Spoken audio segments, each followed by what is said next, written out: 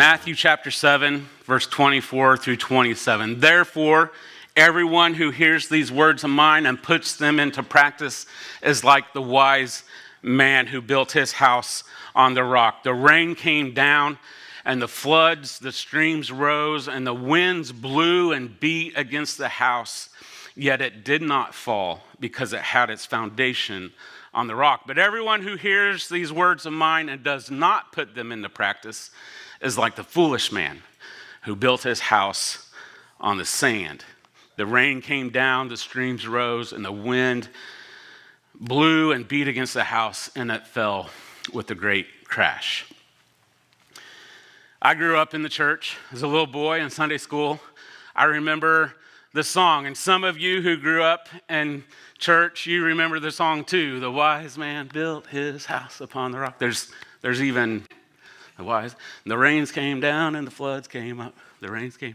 Floods came up.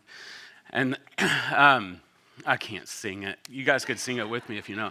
But then the wise man built his house upon the sand. The wise man built his house upon the sand. The rains came down, the floods came up. And it came, and the winds came, and it came with a crash. As a kid, that's what we love to do. It's just like yell that out, crash. Now, Jesus is wrapping up the Sermon on the Mount. And actually, I'm wrapping up the series on Sermon on the Mount today.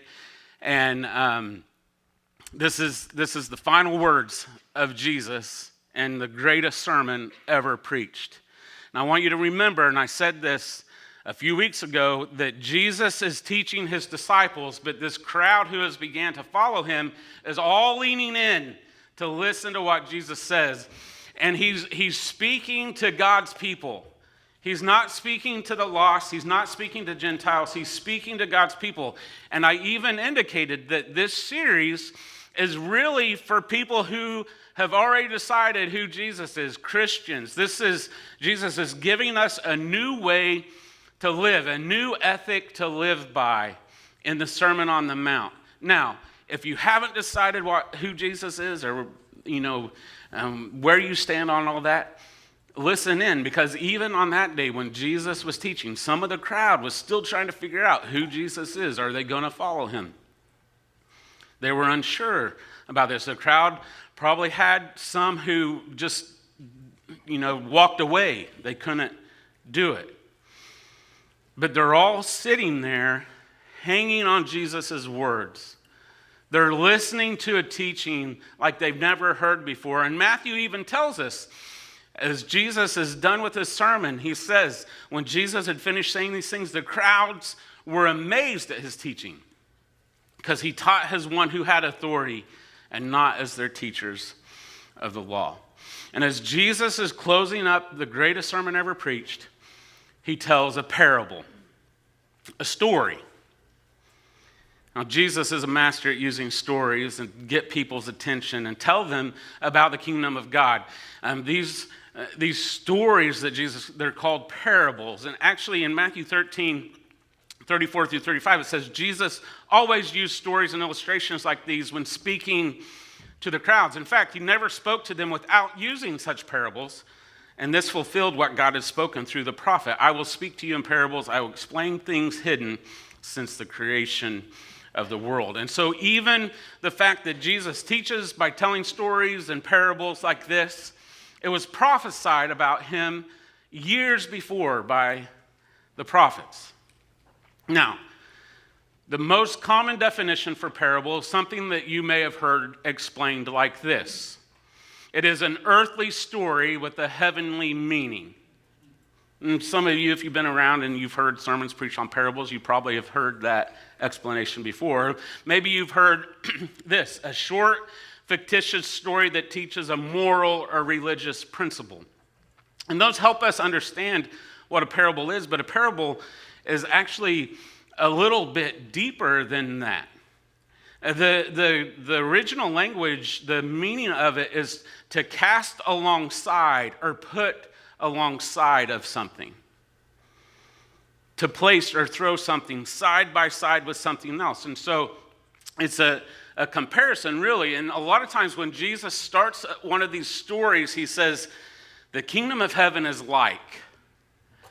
And then he goes on. And so he's casting alongside the kingdom of heaven and a story that people can grasp and understand. The two most common forms of comparisons are simile and metaphor.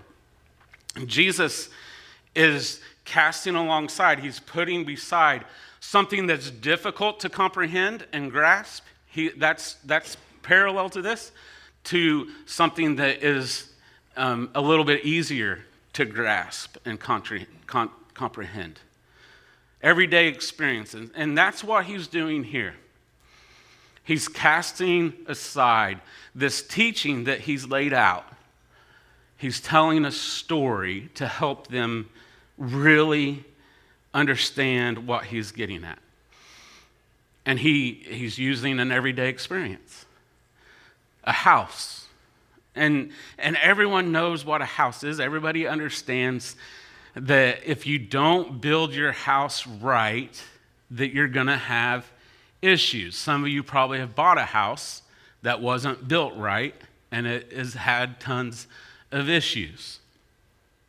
I like to watch home improvement shows on TV. I'm actually excited. I actually was sitting on, typically on Saturday mornings, I watch This Old House and Ask This Old House. I know I'm an old man.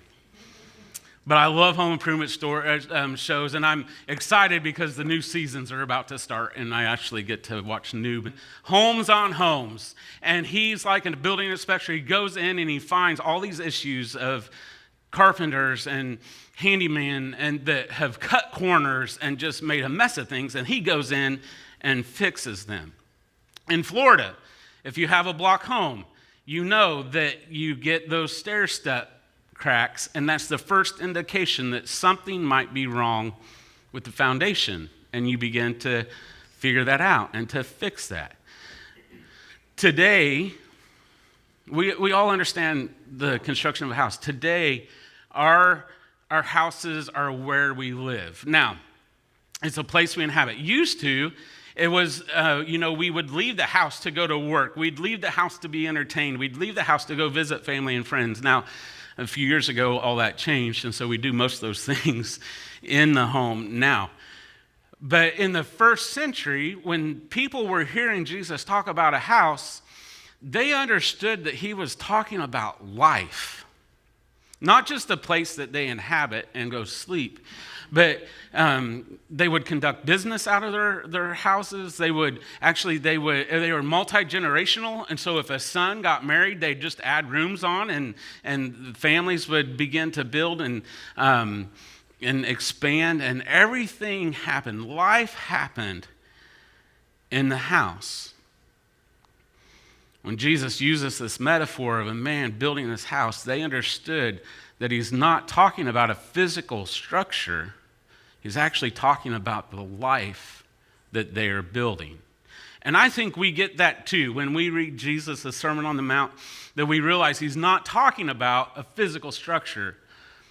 He's using that to show what can happen to your life if you don't build it correctly on a firm foundation. How are you building your life? The things that are unseen, your character, your spirituality, your relationship with the Father. You see both of these men, and they could be women too. They look a lot alike from the outside. They both have homes. They both have protection. They both have a place to lay their head at night. And they both have done a certain amount of work to get there, but it's really the things that are unseen that is the issue. They both heard Jesus' words. They both built houses to completion. And it appears like they are a lot alike, but they are completely different. And the difference is what they did with Jesus' words. It says, whoever hears these words of mine and puts them into practice is the wise man. Whoever hears these words of mine and does not put them into practice is the foolish man. You see, they both heard Jesus' words. It's what they did with Jesus' words that makes the difference. One man does what Jesus teaches, the other does not. One heard the word and did it. The other heard the word and did not. Jesus calls the ones who actually put it into practice wise, and the one who didn't put it into practice foolish. Now, again, Jesus is speaking to God's people. Today, I'm speaking to people who follow Jesus. And so I want you to realize that Jesus is not talking about good and evil here. They both appear to be good. He's talking about people who think they're good, but some have not done the work to secure their foundation. Jesus just got done saying, not everyone who says to me, Lord, Lord, will enter the kingdom of heaven. They're lacking the firm foundation. They thought they were good. They thought they had fulfilled all that was required of them, but Jesus said, I never knew you. The wise and the foolish will all be exposed when the storm comes. That's when we'll see who they really are. And it's not if the storms come, it's when the storms come. There are people who appear to have a great house. They appear to have it all together.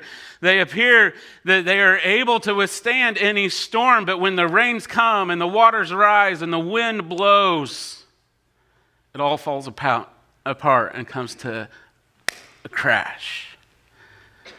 There are people who we might think doesn't have a very good house. They appear like they're barely getting by. They're hanging on by a thread.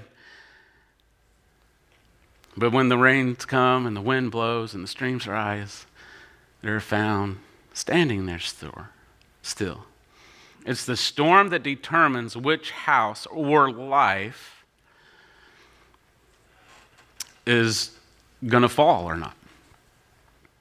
And you know, the thing about storms, they don't have any preferences. They hit all kinds, every kind. They hit both the wise and the foolish.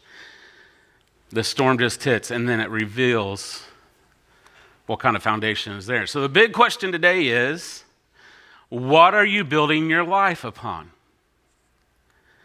Are you being intentional about the foundation? Or are you just letting life happen by chance? The very first block of the foundation, I want to get this, the very first block of the foundation to have a firm foundation is believing in Jesus.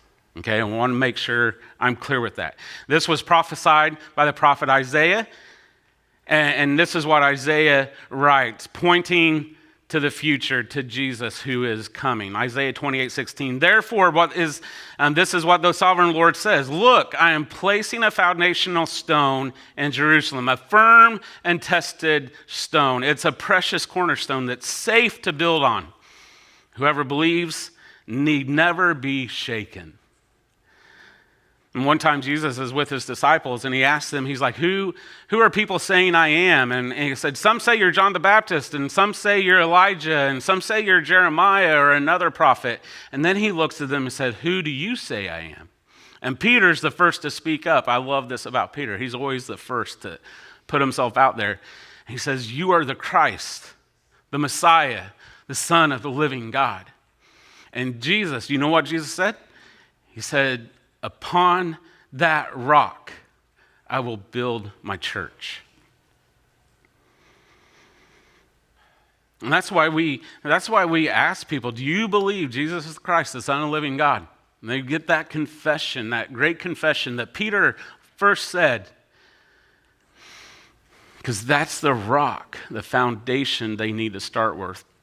Peter would later write these words, as you come to him, the living stone, rejected by humans, but chosen by God and precious to him, you also, like living stones, are being built into a spiritual house to be a holy priesthood, offering spiritual sacrifices acceptable to God through Jesus Christ. For in Scripture it says, pointing back to the verse in Isaiah, see, I lay a stone in Zion, a chosen, a precious cornerstone. The one who trusts in him will never be put to shame. Jesus is the cornerstone that we build our life upon. These are not just empty words that require nothing from us, though.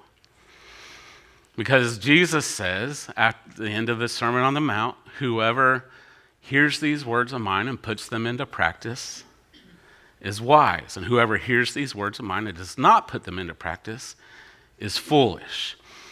And so, yes, Jesus is the cornerstone. He's where we begin to build our life so that when the storm comes, we are found standing firm. But Jesus is specifically saying about the Sermon on the Mount, but there's work for you to do to continue to build upon that.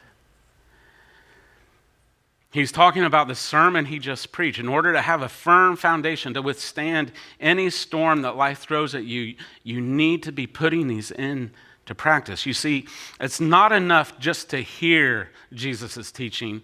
We must do what he teaches.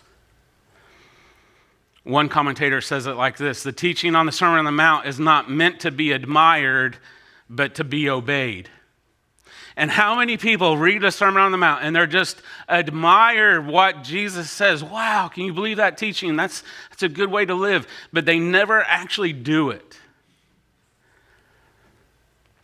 James says it this way in his writings. James, the brother of Jesus, says, do not merely listen to the word and so deceive yourselves. Do what it says. Jesus ends his sermon with two options. He doesn't give them a bunch of things to work through. He doesn't give them, 5 principles to live by or 10 easy steps to have life in the kingdom. It's not something like chicken soup for the soul or anything like that. He shows them 2 men, one wise and one foolish. By outward appearance, they look the same. They're a lot alike. They both have houses. They both spent time building their life. Both houses look like good houses. And so for me, when I look at this, I'm like, what's the difference between the wise man and the foolish man? And I think it's intentionality, being intentional. What it comes down to for me is being intentional. To build a foundation, it takes work. It takes making a decision that when you face a struggle in life and a storm comes, you look and say, well, what does Jesus say about this? How can I model that? Instead of just letting life happen.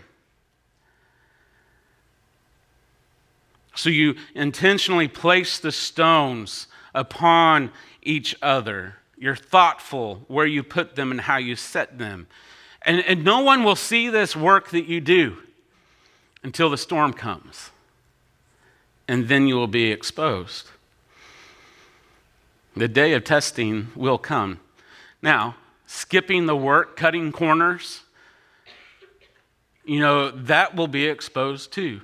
Not being intentional, just letting life happen just as it happens and things just kind of go wherever they want.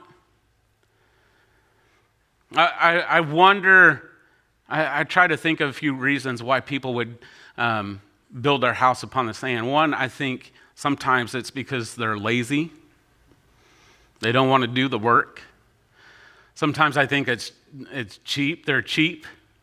They don't want it to cost them anything to do the work. Sometimes I think it's just to get to the end product as quickly as they possibly can, and so they do cut corners. They're in a hurry. Jesus is saying all this is foolishness. You should be intentional. Do the work. You can skip the hard stuff and build your house quickly on a weak foundation, but it won't last. It may appear good for a while, but you know the storm is coming. And so I think the difference is a comparison between being intentional and being incidental. I had to look that word up this week. I was trying to find opposite of intentional. Incidental, what that means is that it happens by chance. And so you can live your life just by chance. Whatever happens, happens. The wise person who's intentional will have a firm foundation. The foolish person who lets it happen by chance will have a weak foundation. And so what are you building your life upon? The first question is, have you laid that first stone, the precious cornerstone, believing in Jesus, that he is the Christ, the Son of the living God? And the second question is, are you doing the work by putting Jesus' words into practice in your everyday life? Are you working to do what Jesus is teaching? So the question is, are you being thoughtful? Are you just letting life happen by chance? That's really what Jesus is getting at. I would say, think about everything you do in life. Contemplate it. Don't let it happen by chance, but be intentional with the decisions you make, with how you react in situations, with how you treat your spouse and your kids and your grandkids, how you treat your coworkers, how you handle your finances, how you interact in relationships. All these things, you need to be thoughtful. And when you're thoughtful, you'll build your house upon a firm foundation that will last. Let me pray for you. Father God, we come to you now, Lord, and as we wrap up the Sermon on the Mount, we hear Jesus' words. There's just two ways here. There's a wise way and a foolish way. And Father, there are times where we just let life happen by chance. I pray you forgive us when we do that. But I pray that everyone here today who hears these words begins to be intentional with how they live their life.